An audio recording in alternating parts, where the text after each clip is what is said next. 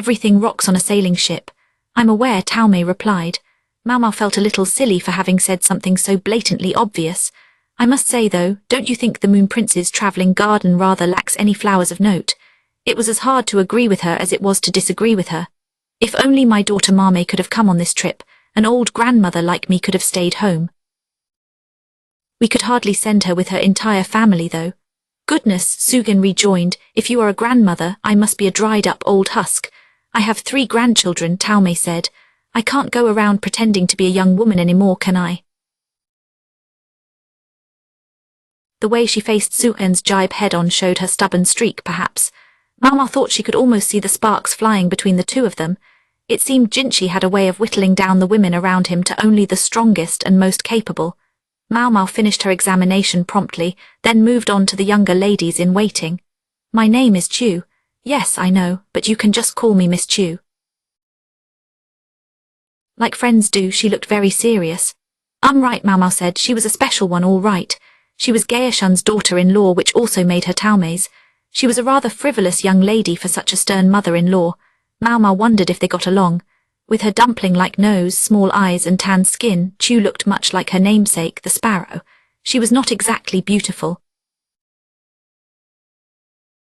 However, at the same time, now that Maomao saw her for a second time, she realized it was hard not to find Chu charming. She seemed like she might be better suited hawking wares at a street stall than serving the emperor's younger brother. Taomei explained, Chu is my son's wife. Yes, Master Gaoshun told me. Your older son, yes. That is right, not Basin but Baryu. I wish Basin would hurry up and settle down. Taomei had the same amused look on her face as earlier. There seemed to be quite a bit going on in this family of Gaoshun. Since we are on the subject, let me introduce my older son, Taomei said. She walked over to a curtain in the corner of the room and pulled it back.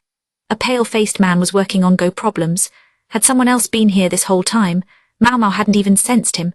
Yes, mother, can I help you? You could at least say hello, Baryu, hello. Baryu looked much like Basin if he was smaller and scrawnier.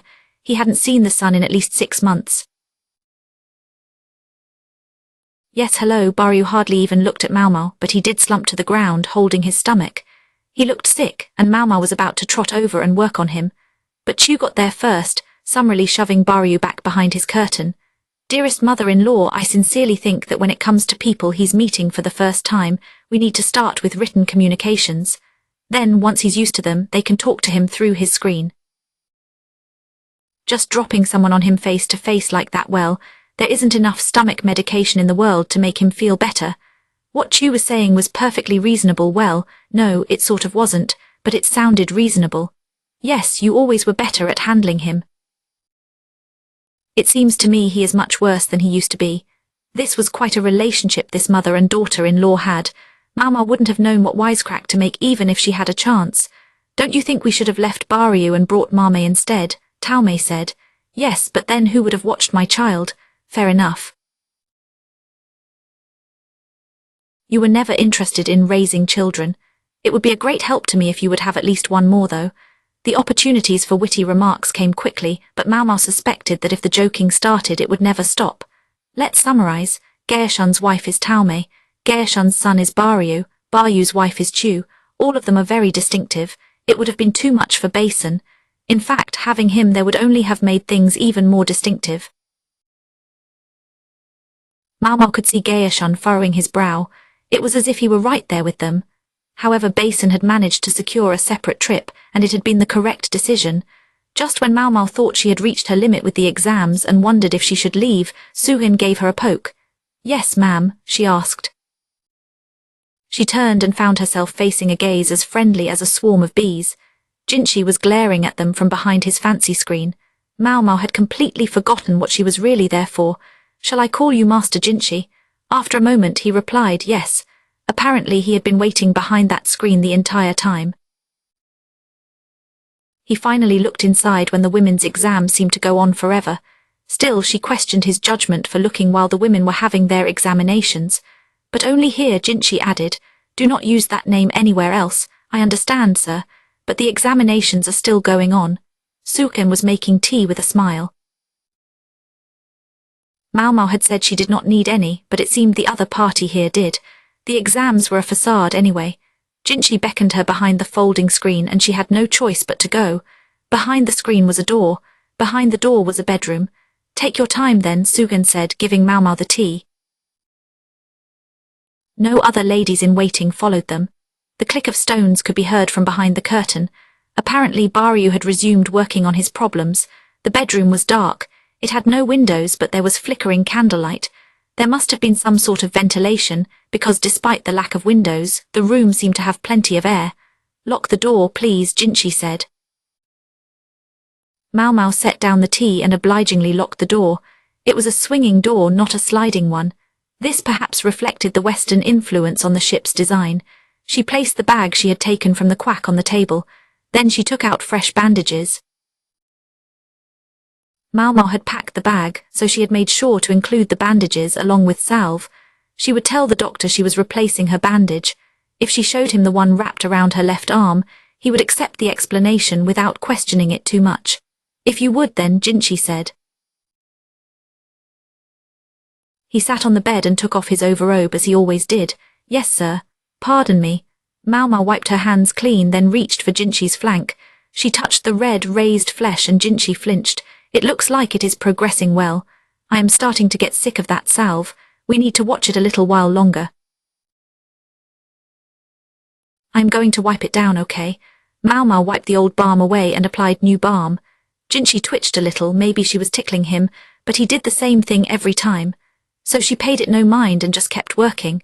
Maomao had several burns of her own on her arm, but she had never really treated one as serious as Jinchi's. She could only evaluate the scarring, trying to remember what Liumen had done. She wished Yao had copied a few pages about burn treatment for her book, she thought. She had flipped through the volume but hadn't seen anything immediately. She could conceivably ask the other physicians, but she would have to be careful not to arouse any suspicions that Jinchi was involved. Once the medicine was applied, she replaced the bandage as she always did. Done already, she confirmed. Don't you have anything else to talk about? Well, there was nothing else to treat. Perhaps his head was the exception. Life would have been much easier if she could tighten the screws he obviously had loose. There were plenty of things she wanted to say. Would it be rude to tell him that there was nothing she wanted to talk about, though? Jinchi was silent. Apparently he was as lost for conversation topics as she was. Maomao cocked her head, then said, May I be so bold as to speak first, sir? Go ahead. This trip to the Western capital. How long do you expect it to last? She did not expect him to have an exact answer for her, but she was grasping at conversational straws. To be honest, I don't know. I believe we talked about it being at least 3 months, didn't we? Yes, sir. Another question then, about the merits of bringing me on this trip. Do I have any value here other than to treat your wound? Jinchi didn't say anything to that, but he averted his eyes. Arg, I knew it. Did you use me to lure in the freak strategist, sir? There was another pause and then Jinchi replied, would it help if I said I felt bad about it? Maomao wanted to give him a good glare, but she held back. There is no way I am getting paid enough for this. She could not believe it. They had better give her some very expensive alcohol or she would never put up with this. All she had at hand, though, was the tea Suan had served. She took the first sip, a tiny way of getting back at Jinchi. You are thinking you are not getting paid enough for this, Jinchi said. He was quite perceptive when he wanted to be. He took an item wrapped in cloth from the folds of his robes and unwrapped it. It revealed a whitish-grey stone. Is that what I think it is? It should be. Would you kindly confirm? Jinchi took a needle from a drawer beside the bed. Confirm. You mean Maomao took the stone? It felt lighter than it looked, very light in fact. Jinchi appeared to be telling her to investigate exactly what it was. Gladly, sir. Maomao heated the needle in the candle flame and then stuck it into the light stone. It produced a distinctive smell. It's real. I wouldn't expect you to bring me a fake, Master Jinchi. It's actual ambergris. They had hardly left and Maomao had already procured her souvenir for the old madam. Laka ahem. I mean, the strategist absolutely had to accompany us on this trip. Was that a request from the Western capital? Maomao asked. It was. But I also wanted to get his opinion on the place. So that is what was going on. The strategist was unusual, quite unpleasant, and set a low standard for humanity.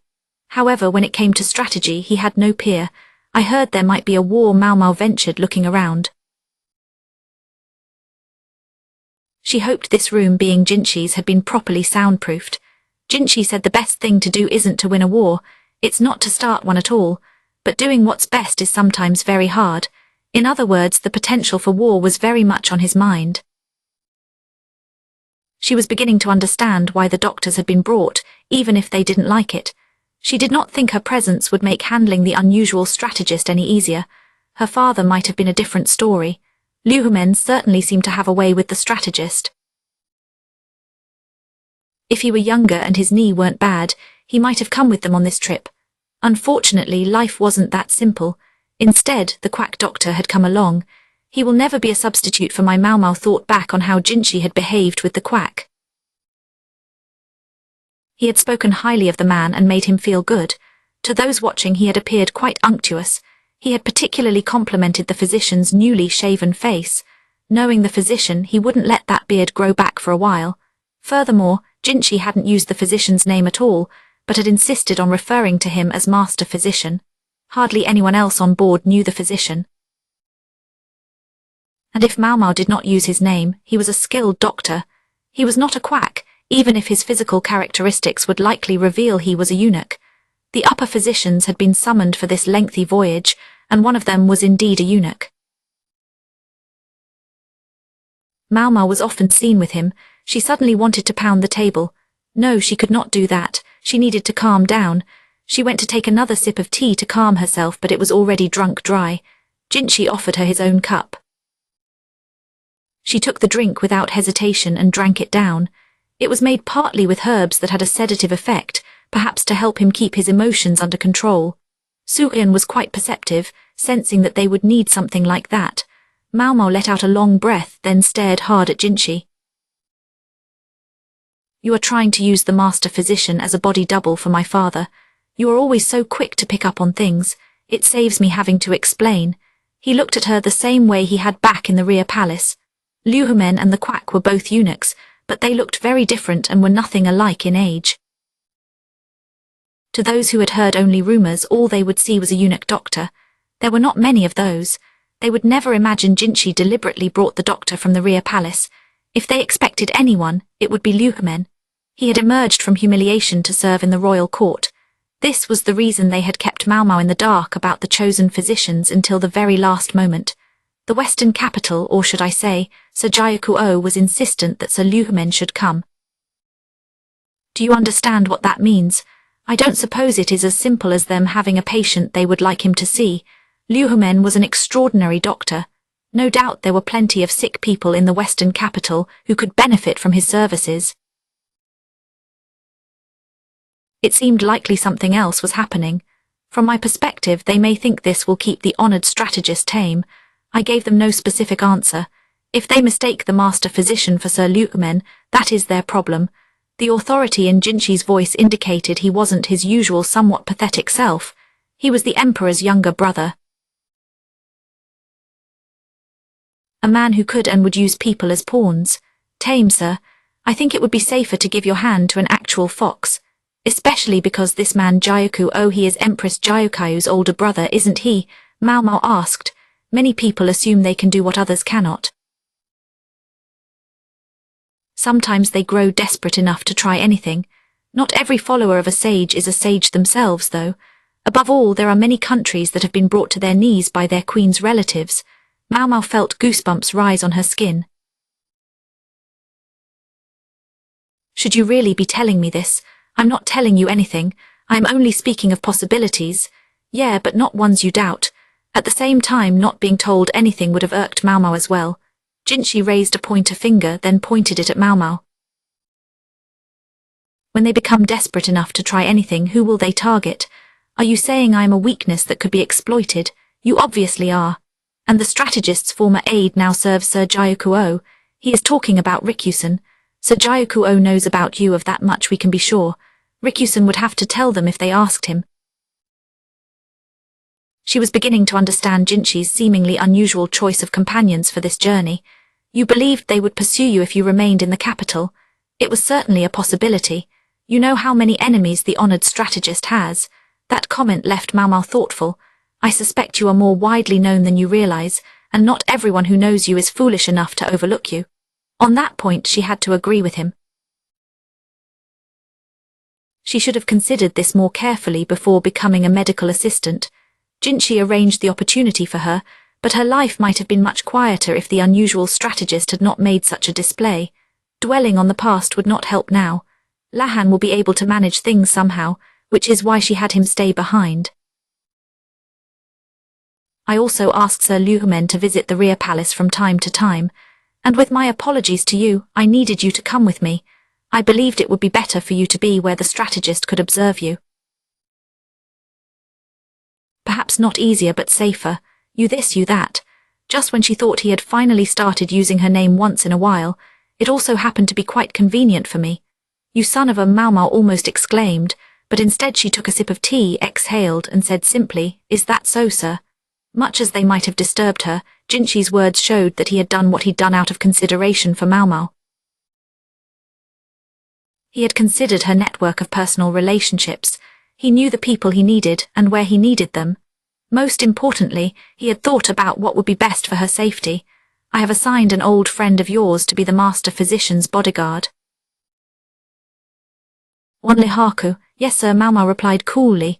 She gave the ambergris a distant look. I am not quite sure that explanation sits right with me. She gathered up the tea supplies and made to leave the bedroom. She hadn't even touched the snacks. Won't you take some snacks with you, Maomao? Suhayan, ever ready, had some baked treats all wrapped up and ready to go. It will make the quack happy, Maomao thought, so she said yes thank you. She took the snacks, bowed respectfully, and left the room. Are you quite sure about this, young master? Suhayan was saying something to Jinchi, but Maomao ignored it. Jinchi reached out, starting to say something to Maomao, but to be frank, she had had quite enough talk for one day. She left, pretending she hadn't been noticed. Gaeshan had returned and was waiting outside. He was a diligent supporter and seemed to sense something when he looked at Maomao.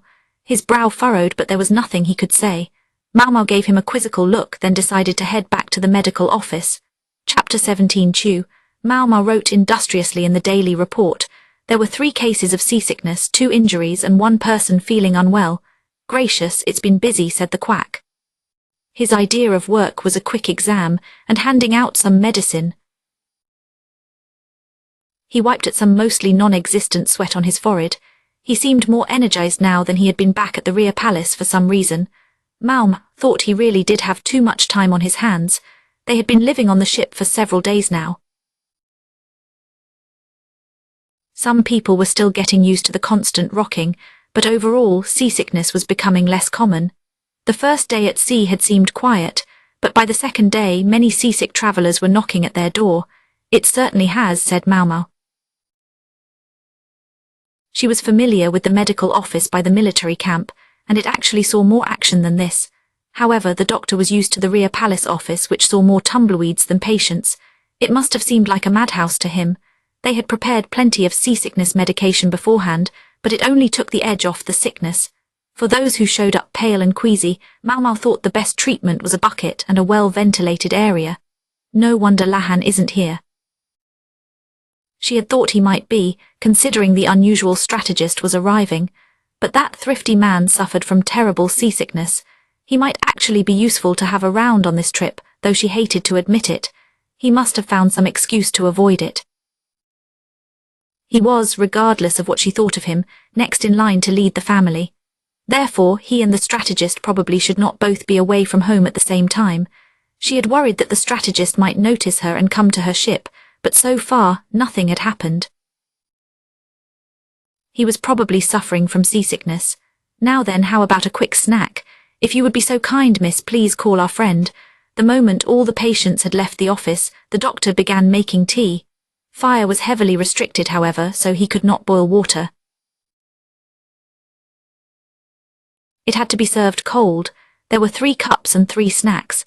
Snack food was valuable on the ships. This was the one the quack had received when he went to examine Jinchi. In fact, snacks had been available each time since then when he visited, and each time he was sent home with a fewer souvenirs. I guess he wants to reinvigorate himself. Maomao sighed and opened the medical office door. What's the matter, young lady? A man stood in the hallway, at least 2 heads taller than Maomao. It was Lihaku. He had been assigned as their bodyguard, and he held a large weight in each hand at the moment. He spent most of his time standing around, so he decided to use the opportunity to work out. "It's snack time, sir. Thanks, that's great news." He put down the weights and went into the office, though his presence made it quite cramped. "You don't mind sweets, do you, my dear Lihaku?" asked the quack. "I'll eat anything," Lihaku said. "Good, good. Do you take sugar in your tea?" "What? Does anyone actually do that?" "I hear it is the custom in the south. Very interesting. Please give me plenty of sugar." Lihaku was so intrigued by the question of how this drink would taste that he was about to add a generous portion of the ship's precious sugar to his tea.